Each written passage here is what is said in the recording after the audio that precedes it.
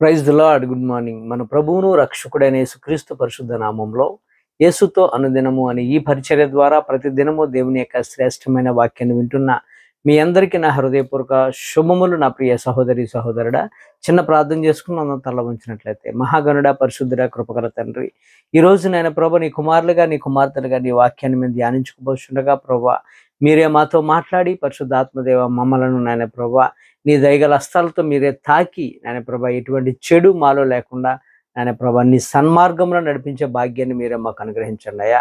ఈరోజు ఎవరైతే పుట్టినరోజులు నాయన ప్రభా వివాహ దినోత్సవాలు జరుపుకుంటున్నారో నీ కుమారులకు నీ కుమార్తెలకు నాయన ప్రభా సంవత్సరమైన దయా కిరీటాలతో నీ బిడ్డని మీరే దర్శించి కృప చూపి నాయన ప్రభు ఇటువంటి పుట్టినరోజులు ఇటువంటి వివాహ దినోత్సవాలు అనేకమైన వారి జీవితంలో జరుపుకునే ధన్యతను మీరు అనుగ్రహించండి అయ్యా. ఈ మాటలు ఉంటున్న ప్రతి ఒక్కరిని మీరే పేరును మీరే దీవించి ఆశీర్వదించమని యేసయ్య పుణ్యనామంలో ప్రార్థించి వేడుకొంచున్నాం మా యెహోవా తండ్రి, ఆమేన్. ఈరోజు దేవుడు మనతో మాట్లాడుచున్న శ్రేష్టమైన మాట ఏంటంటే, బైబిల్ గ్రంథంలో మనము ప్రతి గ్రంథాన్ని మనం దర్శించినట్లయితే ప్రతి గ్రంథంలో కూడా ప్రతి పేజీలో మరి 66 పుస్తకాలలో ప్రతి పేజీలో దేవుని పేరు యెహోవా అని కానీ, యేసు అని కానీ, క్రీస్తు అని కానీ, దేవుని దూత అని కానీ, హల్లెలూయా అని కానీ ఇలా దేవుని నామము లేని పుస్తకము ఒకటి కూడా ఉండదు. కానీ బైబిల్లో ఒకటి ఉంది. ఏంటి అంటే ఎస్తేరు గ్రంథాన్ని మనం చూసినట్లయితే ఎస్తేరు గ్రంథములో దేవుడైనటువంటి యెహోవా పేరు కానీ, యేసుక్రీస్తు పేరు కానీ, దేవుని దూత పేరు కానీ, అలాగే ఇంకా దేవునికి మహిమ అని కానీ, ఇలా దేవుని యొక్క నామము ఎక్కడ కూడా కనబడదు. అయినప్పటికీ కూడా ఇది 10 అధ్యాయాలు గల పుస్తకం ఎస్తేరు గ్రంథం. ఎస్తేరు అనే మాటకు అర్థం ఏంటంటే నక్షత్రము అని అర్థం. ఎస్తేరుకి ముందు పేరు, ఆమెకు పేరు ఏంటంటే హదస్సా అనే పేరు. హదస్సా అనే పేరుకి అర్థం ఏంటంటే పరిమళ వాసన అని, ఒక మంచి వాసన గలదని. అయితే ఈ యొక్క 10 అధ్యాయాలు గల పుస్తకంలో మనం చూసినట్లయితే ప్రతి అధ్యాయంలో దేవుడి పేరైతే కనబడదు, కానీ ప్రతి పేజీలో కూడా 10 అధ్యాయాల్లో ఇశ్రాయేలుకు దేవుడు చేసిన సహాయము ప్రతి పేజీలో కూడా అడుగడుగున మనకి కనిపిస్తుందండి. ప్రతి చోట కూడా మనకు కనబడుతుంది. ఈ ఎస్తేరు గ్రంథంలో మన ఇండియా పేరు కూడా 2 సార్లు రాయబడి ఉంది. ఎస్తేరు గ్రంథము 1వ అధ్యాయం 1వ వచనంలోను, అలాగే ఎస్తేరు గ్రంథము 8వ అధ్యాయం 9వ వచనంలోను హిందూ దేశం మొదలుకొని కూసు దేశం వరకు అని 127 దేశాలు, 127 సంస్థానాల్లో ఈ యొక్క 127 సంస్థానాలకి రాజు అహష్వరోషు. కాబట్టి మన ఇండియా పేరు మనకి ఎంతో ఘనత. బైబిల్లో మన ఇండియా పేరు కూడా రాయబడి ఉంది. మరి అగ్రరాజ్యమైనటువంటి అమెరికా పేరే లేదు బైబిల్లో, కానీ అదృష్టం మన యొక్క ఇండియా పేరు ఉంది. చాలామంది అన్య సహోదరులు అంటారు ఇది అన్య మతస్థులు తెచ్చారు దీన్ని అంటారు. కానీ అన్య మతస్థులు కాదు, మన దేశాన్ని కూడా ఇశ్రాయేలీలు టైంలో పాలించిన దేశం మంది.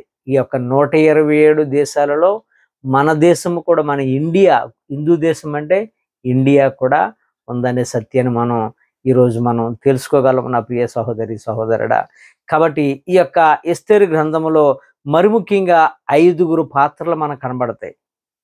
ఈ 5 పాత్రలు ఎవరంటే, మొదటిగా రాజైన అహష్వరోషు, రెండవదిగా ప్రధానమంత్రి అయినటువంటి హామాను, మూడవదిగా రాజుగారి యొక్క భార్య రాణి అయినటువంటి వస్తీ, నాలుగవదిగా వస్తీ తర్వాత వచ్చినటువంటి మరొక రాణి ఎస్తేరు, తర్వాత 5వదిగా మనం చూసినట్లయితే మొర్దెకై. ఈ గ్రంథాన్ని కానీ మనం ఒక స్టోరీగా మనం విని అందులో మనం ఒక స్టోరీగా విన్నట్లయితే ఇందులో కథానాయిక ఎవరు అంటే ఎస్తేరు అని చెప్పొచ్చు. ఇందులో విలాన పాత్ర ఎవరు అంటే హామాన్ అని చెప్పొచ్చు. ఇందులో ప్రధాన కథానాయకుడు ఎవరు అని చెప్పినట్లయితే మొర్దెకై అని మనం చెప్పొచ్చు. ఈ యొక్క 10 అధ్యాయాల్లో ఉంటున్న ఎస్తేరు గ్రంథంలో మరి మనం క్లుప్తంగా ఒక్కొక్క గ్రంథాన్ని మనం చూసినట్లయితే టైం సరిపోదు, కానీ ఆ గ్రంథంలో ఉంటున్న మెయిన్ ఏంటంటే మొదటి అధ్యాయంలో వస్తీని రాణిగా తొలగించుట. రాజు పర్మిషన్ లేనిదే రాజుగారి గదిలోకి వెళ్ళటం వల్ల వస్తీని రాణిగా తొలగించారు. 2వ అధ్యాయంలో మరి వస్తీకి బదులుగా మరలా రాణిగా ఎస్తేరుని పెట్టడం జరిగింది. 3వ అధ్యాయం మనం గమనించినట్లయితే 3వ అధ్యాయంలో మనం యూదులపై కుట్ర, హామాను చేసిన కుట్ర. 4వ అధ్యాయం మనం చూస్తే మొర్దెకై ఎస్తేరును సహాయం కోరుట. 5వ అధ్యాయం మనం చూసినట్లయితే ఎస్తేరు ప్రమేయంతో యూదులకు రక్షణ. 6వ అధ్యాయం మనం చూస్తే మొర్దెకైకు సన్మానం. 7వ అధ్యాయం చూస్తే హామానుకు ఉరుకొయ్య. 8వ అధ్యాయం మనం చూస్తే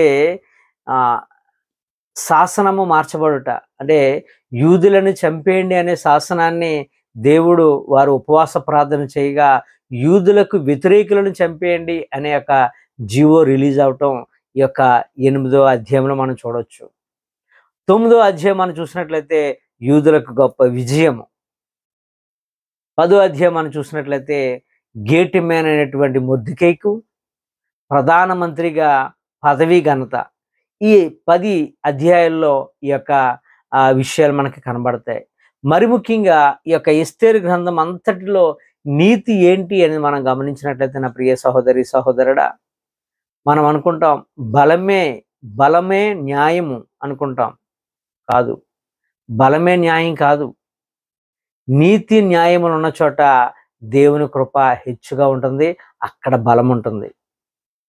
నీతి నిజాయితీ దయ ప్రేమలతో ఎదుట వ్యక్తి హృదయాలను గెలుచుకోగలము, కానీ డబ్బు బలము హోదాతో ఎవరి హృదయాన్ని కూడా మనం గెలుచుకోలేమండి. అది ఈ పుస్తకంలో మనకి చాలా క్లియర్గా కనబడేది.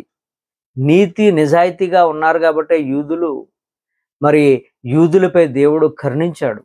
మరి అక్కడ హామాను, అలాగే ఇంకా హామాను అనుచరులు మరి కొంతమంది యూదులపై వ్యతిరేకంగా ఉన్నారు కాబట్టి వారిని దేవుడు అణచివేసినట్లుగా మనం చూస్తాం. అలాగే ఈ మాటను బట్టి మనం నేర్చుకోవాల్సింది ఏంటంటే, నీతి నిజాయితీ యథార్థత ఎస్తేరు మొర్దెకైలో ఉండబట్టే దేవుని కృప హెచ్చుగా వారి మీద ఉంది. కాబట్టి ఈ మాట ప్రకారంగా మనం ఈరోజు నేర్చుకోవాల్సింది ఏంటంటే, మనం ఎక్కడున్నప్పటికీ కూడా నీతిని యథార్థతను నిజాయితీని ఎప్పుడు విడిచిపెట్టకూడదు. ఎప్పుడైనా మనం విడిచిపెట్టామా దేవునికి దూరం అయిపోతాం. నీతి తప్పామా దేవునికి దూరం అయిపోతాం.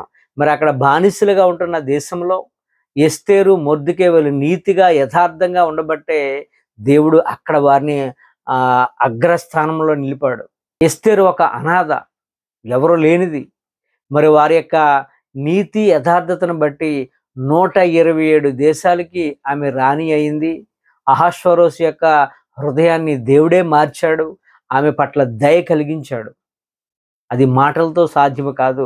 వారి యొక్క ప్రవక్తను బట్టి, వారి యొక్క నీతిని బట్టి, వారి యొక్క యథార్థతను బట్టి ఎస్తేరు పట్ల దేవుడు కృప చూపారు. అలాగే మనం ఎక్కడున్నప్పటికీ కూడా నీతిని మనం పట్టుకుంటే ఖచ్చితంగా మనకు డబ్బు ఐశ్వర్యం ఏమీ ఉండక్కర్లా.